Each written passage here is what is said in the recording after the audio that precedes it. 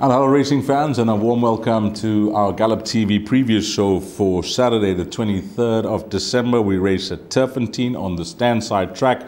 We're racing alongside Hollywoodbets Kenilworth. I trust that you're well over this festive period and you're having a good time if you're on holiday with your family and your loved ones, and of course looking forward to bringing Christmas and 2024. Well, it'll be really nice if we can catch something on this Saturday, the 23rd of December. And who better than Alistair Cohen, our analyst, who's been valuable throughout the year 2023 with his input for racing in the Highveld to possibly point us in the right direction. Let's welcome Alistair before we have a look at the betting menu with 9 races carded. Alistair Cohen, how's the silly season treating you thus far? It doesn't feel like a silly season, Dees, to be honest. It's been nice and busy, which is what I like, to be honest. Don't like sort of going into going through the motions and sort of getting lazy at this time of the year. So I'm grateful for that. But this is obviously the last meeting on the Highveld before Christmas. It's been well, from my side, an up and down year. We're finishing very strongly. There's no doubt about that. And I hope punters have largely had a successful one. You know, lately I don't want to use the cliche, but I will. There have been Christmas results around the country of late, but maybe we can finish strong just before the festive season. Yeah, when you speak about Christmas results, all we're trying to say is that if you're an exotic player, there is money to be made. So what's on offer at Turffontein on this Saturday? Well, it is the Sun Chariot Handicap, the Sophomore, and the Libello Sprint. Those are the headline races in 9 races that will be carded. So race number 2 will kick off the bipod. Let's get straight into it, Alistair. Not forming part of the exotics is a maiden plate over 1,400 meters at 12.25. And as always, horses in single figures and market movers from Hollywoodbets. Race number 1, there's the first mover. Horse number 1 in race number 1, 9-2 into 33-10. Number 2 at 18-10. And then we go on to number 10 at 5-1 and number 11 at 6-1. I want to firstly touch on horse number 11, Marauding Horde, because you'll have a thought process on this, or you'll have some type of opinion, because I haven't seen this type of partnership before. Wow, look at them. It's Werner's, Drakenstein, Lammerskral, and Ridgemont alongside Vilgebor's Drift. Have you seen this powerful a partnership ever before in a South African race card? So I actually know the story with this, Dees. I didn't want to talk about it, but seeing as you've teed me up, I'm going to bat. So this is what was known at the National Yearling Sales 18 months ago as, well, the Billionaire Syndicate. And I always wind Lawrence Werner's up and say, but you're the bottom of the list out of all these guys. You're the small fry in the partnership. They all got together. They bought 3 horses, I think. This is the first to step out. The son of Verse and Getrix. They bought some of the best bred horses on the sale, got together. I think Michael de Kock's got 2 of them, if I'm not mistaken. I'm not too sure where the other one went. Maybe they all went to Mark. But I'm under correction with that. But the point is, yeah, a strong consortium of owners got together and bought 3 horses. And I think it's good for the game to sort of mesh some of the great business minds of the country, some of the great people of the country. I mean, when you talk about Mary Slack, when you talk about Gaynor Rupert, you talk about the Kieswetter family, you talk about Peter Graaf of Lammerskralstad, and you talk about Jared and Lawrence Werners. They're just unbelievably kind-hearted, good people as well, who happen to be very successful, both in life and in horse racing. So maybe it's a bit of magic with the partnership. However, I do have a little bit of word on the ground with number 11, Marauding Horde. Needs further, or might need the run as well. So I don't think they're expecting too much on debut from the son of Verse and Getrix. But genetically, I'd keep an eye on him, and maybe he'll come on with the run under the belt wherever he finishes. I'm going a little bit against the grain here, Dees. The Virgin River form line has worked out with 1 winner, a horse called Inner Fix, who was beaten something like 16 lengths as being the direct winner out of that form when dropping back to 1,000 meters. Inner Fix for the Hollywood Syndicate. But I think the form line's going to turn on its head from Virgin River. Presley beat Mastership, who beat 2 Miles West. There were 4 lanes between them. I'm going to give a vote of confidence to 2 Miles West for the simple reason, I've been watching him closely, I think he's crying for this trip. I think 3 runs up the straight, match it way, go around the turn. I'd sit on the side of the fence and say 1,600 meters will be more beneficial for the Son of Faraway, even further as time goes on. But I think the 3 sprints gonna sort him out nicely, and I think he's got a good chance of turning the form around with Mastership and Presley. So a little bit of a curveball to start. I'm giving number 4, 2 miles west and us, each way chance at the price, and race number 1 to kick us off. Well, 2 miles west. I'll have a look at the price once we get on to race number 2. But some nice value there, and some good information about 11 Marauding Hall and how that partnership was born with some very big hitters, big names in South Africa, all partnering up with 11 Marauding Hall. Alistair mentioning the Billionaires Club. Well, there's a challenge for you. Who's going to be the Trillionaires Club? Well, race 2 will kick off the bar pot, and it's over 1,400 meters. And let's go with horses in single figures.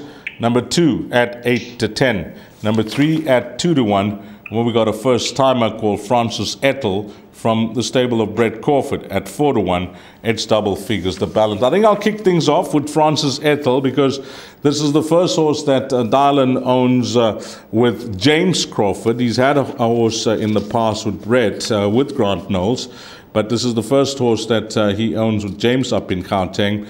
And James was very clear in his voice note the other day, very happy with her work. She's jumping out of the pens exceptionally well, and he's hoping that with her work back home, which he said that she's fit and well, that he does give her a place chance. So if you're looking to go, cover against this odds-on shot, then my suggestion is look at the horse number 6, Francis Ethel. But maybe you're going to help us here, Alistair, with the odds-on shot, number 2, Great Barrier. Was that James Crawford being sceptical about his horse's chance? I don't think I've ever heard that before. It's normally win, have a go, can't lose. Sure. Listen, I like the breeding of Francis Ethel for what it's worth. So, when Candice was declaring the runners, Great Barrier, using a line of Courageous, who, by the way, is an insanely strong piece of form.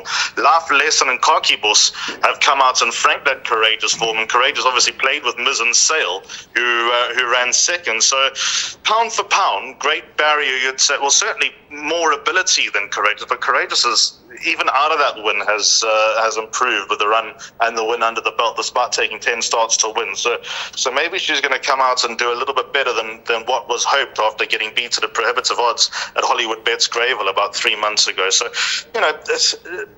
bear that in mind. Great Barrier trying the trip for the first time. The half-sister Chelsea Flower won on Wednesday at Hollywoodbets Greyville. She's won over various distances. It's always been the opinion of Candice to get this horse over this type of distance and potentially more, as I'm sure you can pick up by the spaced-out nature of the runs, that it has been a bit stop-start, but she seems to be in great order, actually. And the fact that she's kept company with Stronger, it would be wrong of me to look past number 2, Great Barrier. If you like her, I cannot put you off. Everything's in place. But I do worry about this first time at number 6, Francis Ethel Dees, because even though your comments, which are very, very kind about Dallin Chinsamy and Grant Knowles as runner, she doesn't need to be a superstar to turn over Great Barrier. She'll have to be of reasonable ability. She'll have to, using Great Barrier's rating of a 76, she'll need to acquire a rating of 80, low 80s to win on debut. And I think that would be possible if she's got any amount of ability. So in the first leg of the bar pot, I'd like to believe Great Barrier won't be out of the first 2. But with those comments on board, if there is money on number 6, Francis Ethel, I would certainly respect it. Race number 1, I'm just going back there because I promised you the price on the value selection from Alistair Coden. That is trading at 10 to 1. And coming back to race number 2, well, just tongue-in-cheek from Alistair about James Crawford, because he's a confident man. I think, Ali, I just prepped him about Dylan Chinsamy, and I think he was just a bit conservative first time out with the new owner in his stable, because as you've come to know, Dylan, Marlon and the boys, they're not shy and they can have a serious go. So we'll see what happens with number 6, Francis Ethel, but a good run is expected if she's not too green, because she is putting up some good work. Race number 3, Place Accumulator, 2,400 meters. It's a maiden plate. The betting here, number 2 at 22 to 10, number 3 at 5 to 1. Then we go on to horse number 4. Now this is where we're going to have to wait, because there hasn't been a declaration yet. This horse is priced up at 22 to 10 with a form update, finishing 8th, 17 lengths behind Indian War Dance, but that was just 2 days ago. So we'll have to keep an eye on scratchings there. And number 8, also a form update, ran 6, 10 lengths behind Martinique. And a latest scratching that has just come through now is horse number 11. That is out. That will take no part, Crimson Forest. Yeah, you know, they got this horse up at 28 to 10, and you'd expect if it has to go out and scratched, then there will be adjustments here. But at the time of recording, do we take this as a runner or not, Alistair? Well, we have to take it as a runner, but Dees, I'll be surprised if he does run. His run in the handicap on Thursday was not good at all. That was over 2,400 meters. I can't, even Mark de Kock, as great as he is, and it was special to see the win with Matthew during the week. As world class as Mike de Kock is, I don't think he's that good. No, I'm saying that in jest, obviously, because I'm a good mate of Mark. I assume that Albay Reg won't run, but if he does run, then there's a little bit of food for thought. I've left him out on the opinion that he won't run D's. I've gone 2 and 3, Judgment Day and 20 drachmas. The more I'm looking at this race, the more uneasy I'm feeling, because wherever 20 drachmas is, Taxhaven shouldn't be far away. And I also have an idea that number 6, Animal Impact, will improve over the extra distance as well. But with the 2 that I've included in the PA, which is my suggested bet, Judgment Day, disappointing last time out when starting 13 to 10 in what was a fairly weak work riders race. He was well beaten by Duke of Oxford, but he goes a distance that should suit him, being by just as well. And then number 3, 20 drachmas, penultimate start. He just made up too much, was left to make up too much ground. He didn't get there in time. He was definitely the fastest finisher in the race. And likewise, last time out, I'm not sure the drop in distance for 20 drachmas was the office. However, I know that there's not many staying maidens around, so that was the only option that Stuart Pettigrew had, probably with an eye of going 1.5 miles on this day. So this running style, I think, will suit number 3, 20 drachmas. That's why I've got him in, despite being held by Taxhaven. You could probably offer the same logic for 5 Taxhaven and 6 Animal Impact, that they're also looking for this trip. But I think 20 drachmas, just with the way that he finishes, is more appealing to the eye. So 2 and 3 for me, Judgment Day and 20 drachmas. But I think there are a couple lurking around who have winning claims. I'm just actually hoping to survive this leg of the Place Accumulator. I don't think it's as straightforward as it looks this first leg. Yeah, I think 2 and 3 are safe there. I mean, you could even have a great chance of doubling up there in the first leg of the Place Accumulator. I think Alistair Cohen is on the mark with those 2 runners, 2 and 3. Now on to the big one, the Pick 6. 14:10 is the time, 1,800 meters. It's a Pinnacle Stakes, and we often go to the best weighted column, which I'll read out to you. But let's go. Number 1 at 7 to 1, number 2 at 22 to 10, number 3 at 2 to 1, 5 at 7 to 1, 6 at 6 to 1, and 7 at 5 to 1. I've actually taken down the betting of the only other horse in double figures, which is number 4, Good Counsel. The reason I say this is because after the last start, the stable mentioned that they have a race in mind for this horse to be very competitive, and I didn't expect it to be a Pinnacle Stakes over 1,800 meters, but nevertheless, this horse is featured in the best weighted column, which is topped by Rennie at 122, then number 4, Good Counsel at 116. It is tight after that. 3, Electric Gold at 116, 115, number 5, and number 1 at a 114. So this filly, how were you, let's just put it this way, were you impressed with that comeback run with a horse that you made a good thing on the day, Guy Gibson? She was only beaten 3 lengths, Alistair, and that was a good run back after a long break, because she raced on Hollywoodbets Durbanville July Day, where it was no show. But the fact is that comeback run in a race that suited her when it comes to the weight conditions. But Guy Gibson, you were spot on with that. That was a good comeback run from her. Diesel was an excellent comeback run. I think number 7, Rennie, is going to be hard to beat here. 51.5 kilos over 1,800 meters. The last time she went this track and trip, she ran 6 lengths to Bless My Stars off level weights. I'd like to believe, certainly on the Hollywoodbets Durban July run, and even on the Betway Summer Cup run, that Bless My Stars would have the beating of this field if she was receiving any weight according to the conditions of a Pinnacle Stakes. I think number 7, Rennie, is going to be a very hard horse to beat. You're talking about a confident man that James Crawford is. Just to give you a quick story, James Crawford's the only man I've ever seen pull a 9-iron from 180 meters out. That's how confident he is, and also hit the green with that 9-iron. So that's how confident he is. So I reckon if you asked him about the chances of number 7, Rennie, he would like her chances. Cabello Matsanyani takes a ride. Not many better lightweight jockeys in the country than KB. And I think number 7, Rennie, will take all the beating, having blown off the cobwebs after the last run. I'm sure there's some nice races for her to come this season. I'd assume a race like the Gerald Rosenberg in April would be a prime target for her, because I certainly think she's capable of winning a race like that. And I just think the conditions of the race, the best weighted column doesn't lie. Although I think she earned a slightly inflated rating by running second in the Volkerbos Drift South African Oaks, the point is she is grade 1 performed. So I'm going with number 7, Rennie. And unlike a lot of horses who have obviously performed at a high level, Rennie looks like she's still coming to hand to an extent where some of the others look like they might be regressing. I'm referring mainly to second base. The backup to number 7, Rennie, is number 2, Shoemaker. His run in the Betway Summer Cup was an absolute ripper from the draw, off the pace.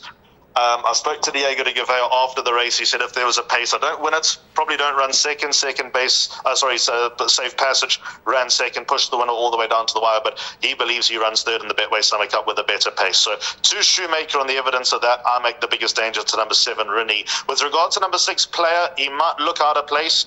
I recommended that Candice has lost the plot, but what we do agree with number 6, Player, is that he is still far, far, far above the handicapper, and this is just a little test to see how far he is. If he wins the race, that's great. I can't see him winning off an 81 against these horses. That's just my opinion.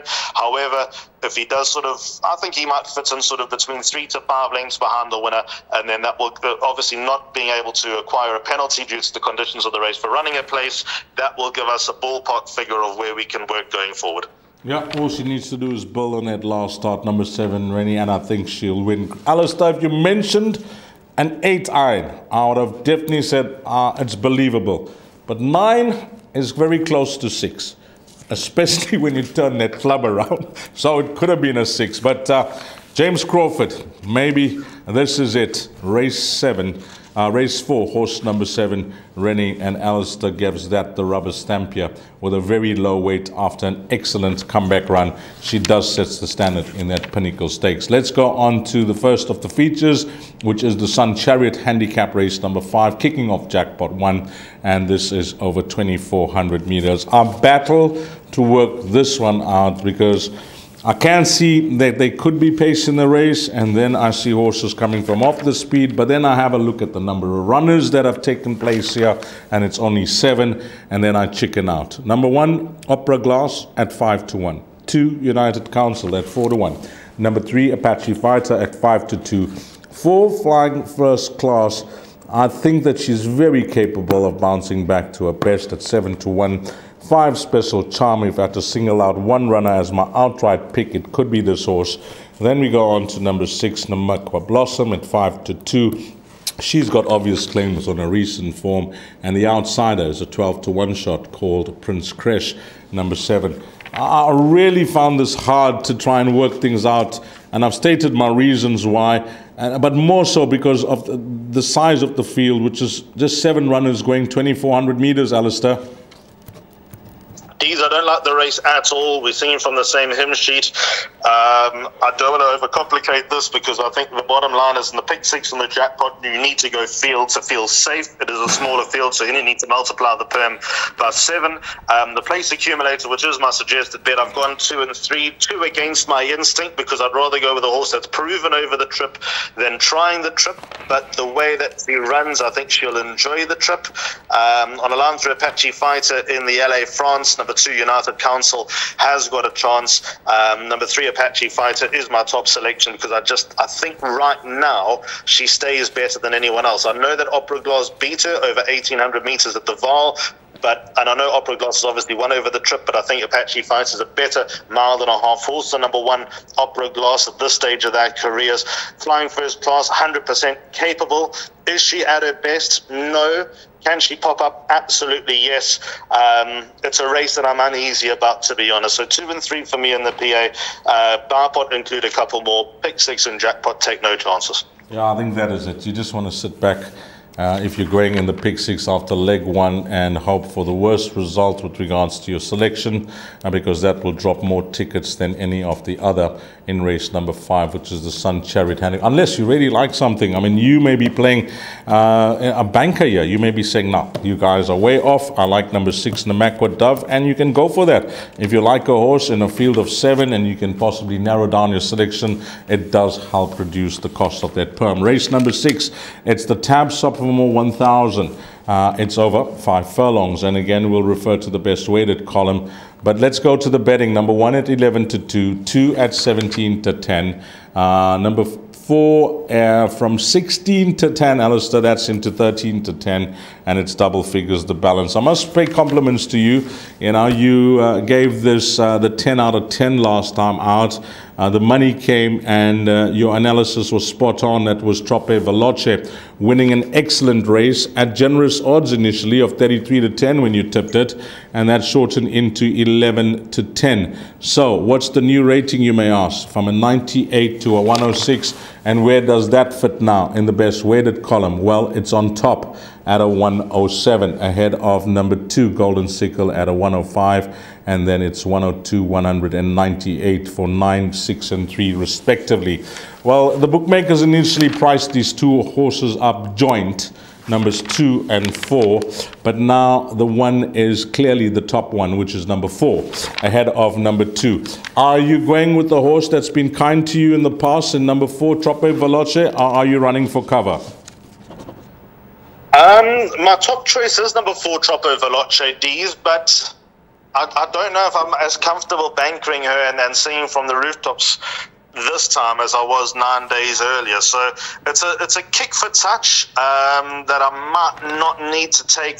You gotta like what Trope Veloce did last time. She looked the part when beating Virginia Beach. She won in a good time as well, just outside the class record for the sophomore 1000. However, she was just on cruise control. There was no danger. Samanga Kamalo didn't have to do a thing, just had to point her in the right direction. High number draw down the Turffontein stands out straight, despite it being dry in Joburg. I think is a benefit. It's definitely a benefit if the rain comes, but there's none expected until next week. So from that point of view, it might just even the playing fields. But certainly what Trope Veloce's looked like since joining Sean Tarry, to use a loose quote, she now looks like a racehorse. So she is my top selection, but there are a few here that have been on my radar that I don't just want to let run loose. One Cliffhanger, although the conditions of the race suit fillies, One Cliffhanger I think is a lot better than what his overall record suggests. It's his 4th run after arrest. I liked his last run to rulership, who I'm very bullish on in the Betway Labello, a race later.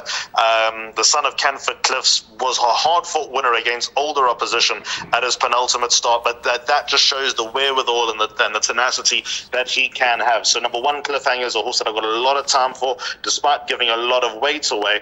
And I'm going to give this horse number 9, Forever in My Dreams, another chance or two. His daughter, Master of My Fate, beat a decidedly average maiden, but beat it in style at her penultimate start.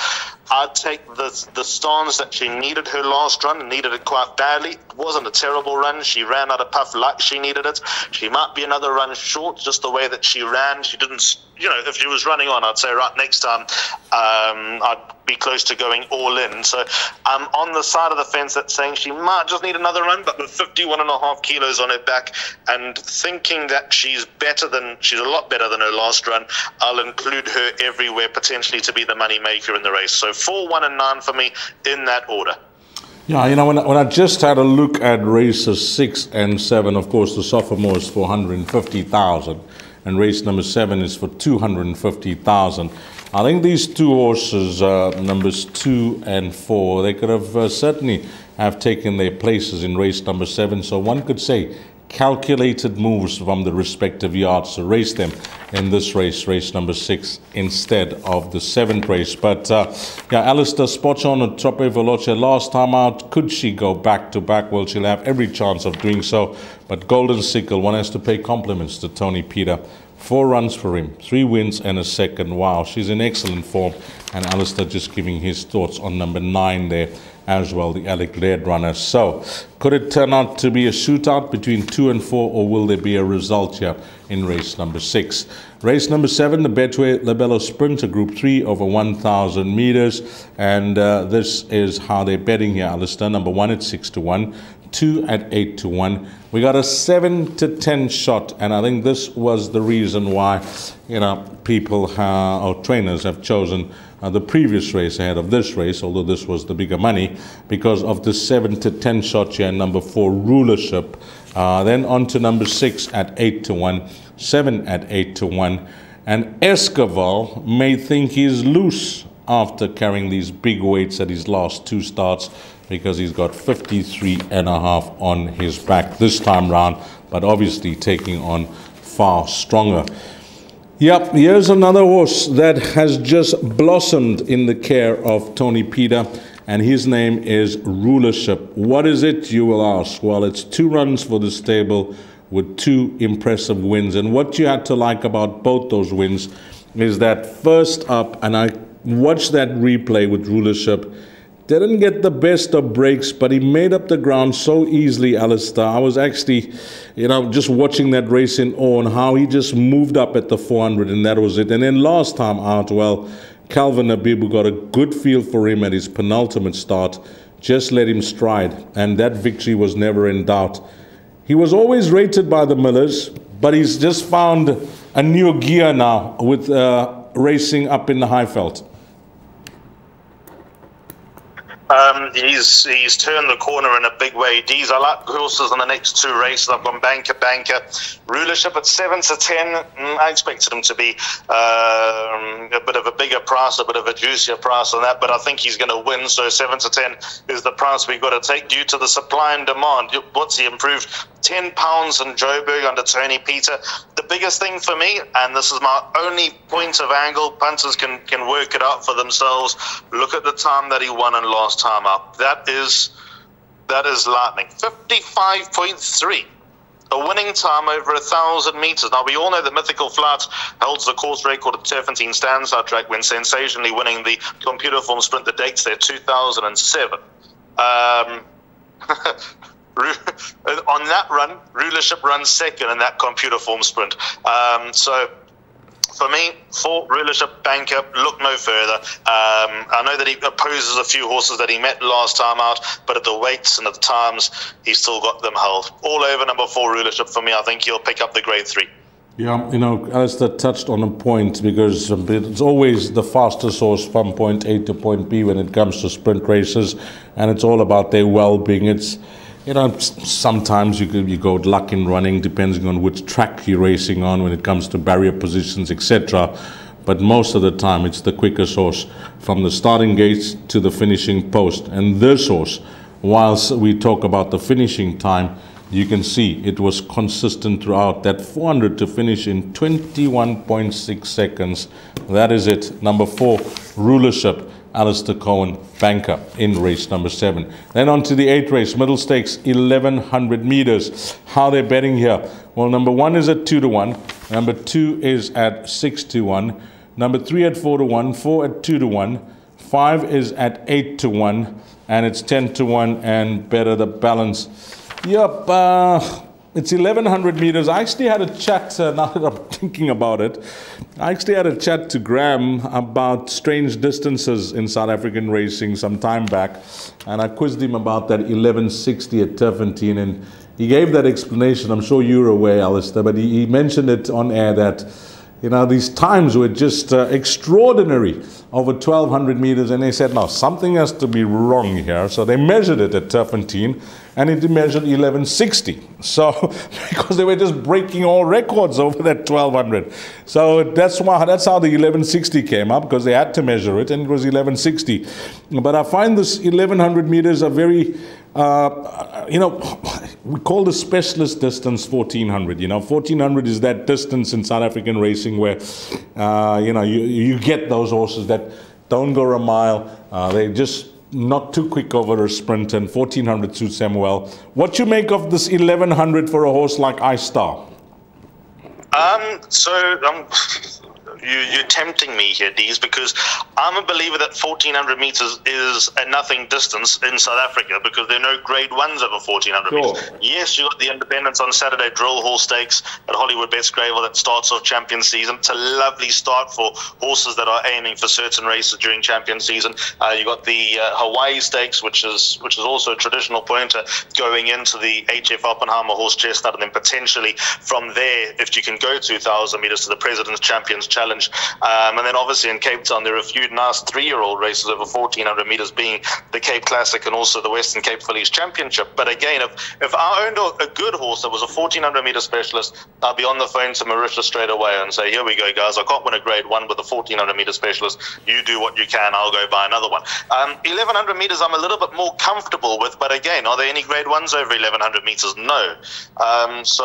But with that said, I think over sprints you can get away with it a lot better than 1,400 meters. So I've got a bit more time for an 1,100 than a 1,400. So going to number 4, iStar, using times again. And I think you can give more credence to times and sprints on the same day. Moonshining Through ran in the Merchants over 11:60. The winner's time, Dice, who toyed with them, won in 67.13. Then down to the Magnolia, which is now known as the Carry On Alice Stakes. iStar, Mrs. Browning won in 67.24. So what's that? A tenth of a second. That Dice ran quicker. iStar finished 2 1/4 lengths to Mrs. Browning. Moonshining Through ran 6 1/4 lengths to Dice. If you adjust that, iStar should have the beating of Moonshining Through. Moonshining Through, for me, absolutely the biggest danger to number 4, iStar. So if you're looking for backup in your pick 6 and jackpots, it is number 1, Moonshining Through. But I'm very keen that number 4, iStar, I'll be blown away. Something will have to go wrong for her not to run into the first 3, and I think that she's a huge winning chance. She's quite a strong first selection. Yeah. Both these horses, Rulership and iStar, 9.5 out of 10, 9 out of 10. Yeah, and I think, if you want to go with a stable that's in sublime form, I mean, this guy, Fabian Habib, wow, hasn't he just having a great end to 2023, and is an informed stable. That is no doubt about it. So number 4, iStar, going to be the first pick ahead of number 1, Moonshining Through. But both get a strong mention for the pick 6 here in race number 8. Then on to the lucky last, race number 9. Everything's going smoothly. You're sitting in the box seat. You're waiting to collect, and hopefully it falls into place. Let's see the numbers that Alistair Cohen's going to advise you in race number 9. It's a merit-rated 90 handicap for fillies and mares, and that's the strange distance, 1,160 meters. Number 2 at 6-1. Number 3 at 22-10. Number 6 at 11-2. 7 at 8-1. Then we got number 9 at 7-2. And number 10 at 7-1. I see that is a blinker strike as well. Well, James Crawford, who takes care of the Brett Crawford stable up in Gauteng, and he's been doing it successfully over the last few seasons, growing now with regards to numbers and support as well.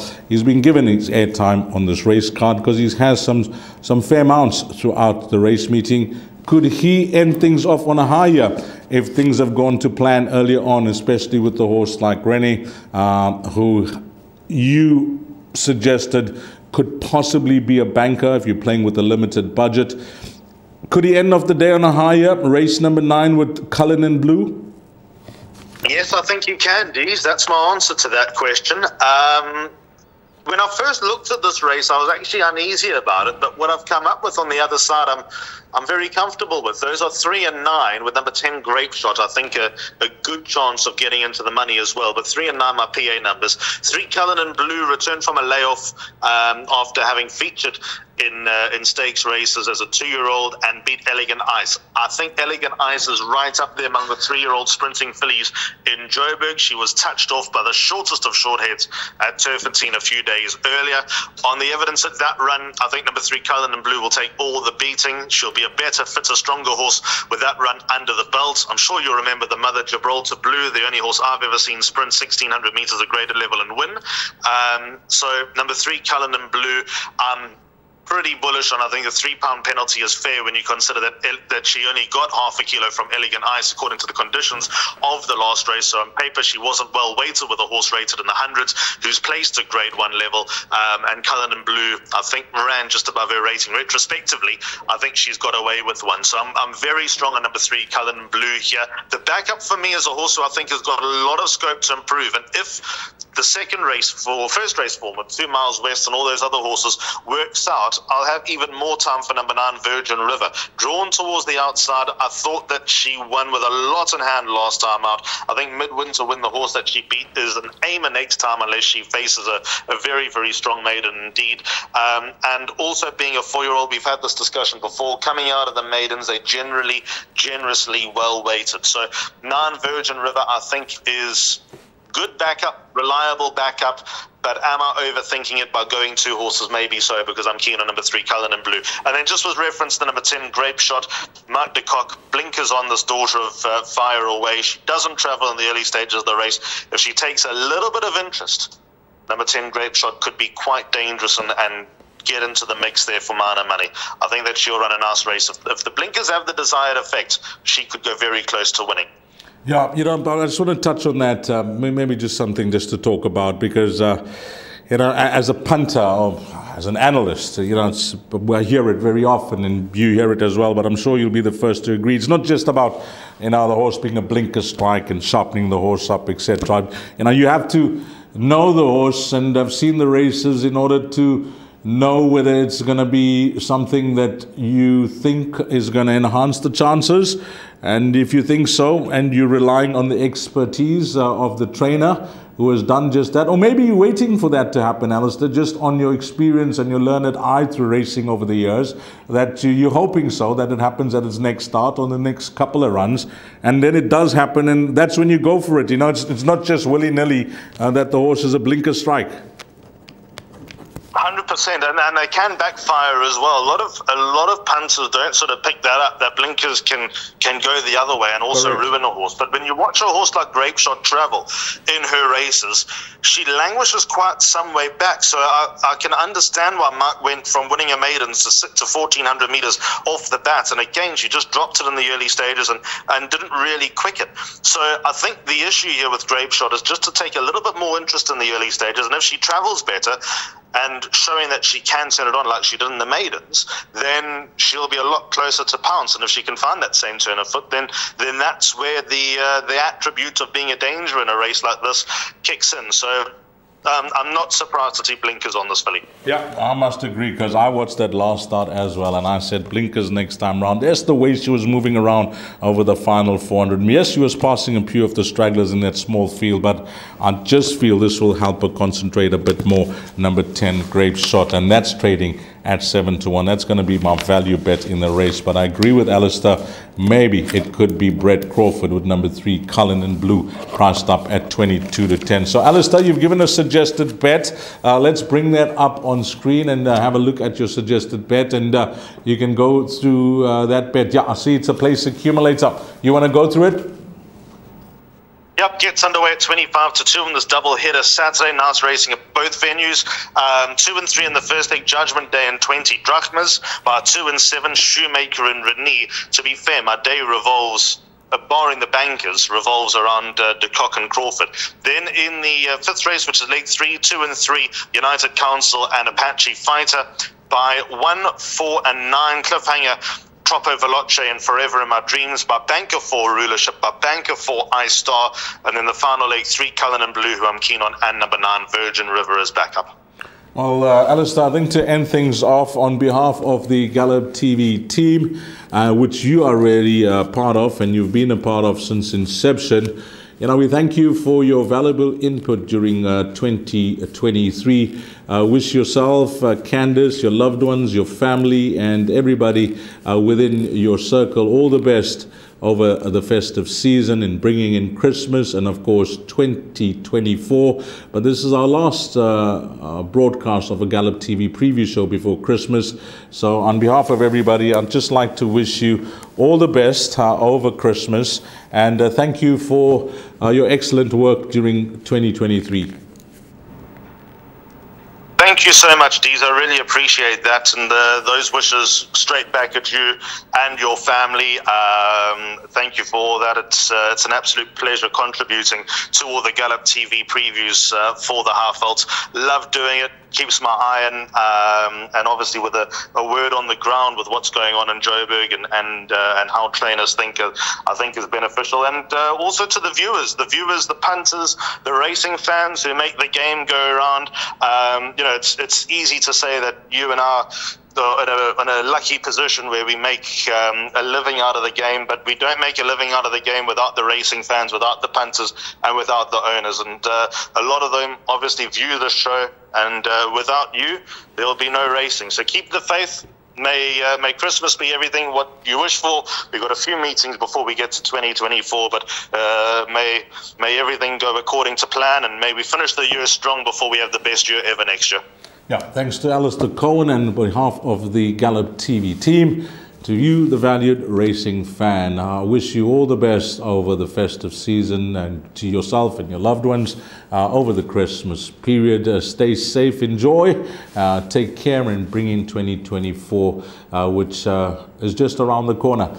And on behalf of the Gallop TV team, Alistair Cohen, myself, Deez Dine, and until we meet again, you take care.